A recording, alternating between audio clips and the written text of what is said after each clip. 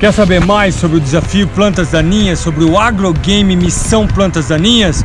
Vou te falar 4 desafios, 4 momentos. Uma equipe que você vai receber e você não conhece. E aí começa o desafio, desde a integração dos conhecimentos até a resolução dos cases.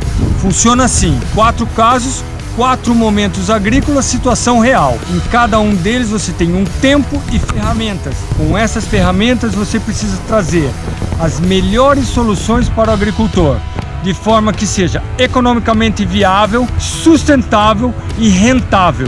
Além das ferramentas, você tem um tempo e você tem o auxílio dos anciões, que são pessoas experientes que podem te trazer diferentes insights. E no final, você vai entender o porquê ou como fazer os melhores manejos para o agricultor. Fica a dica.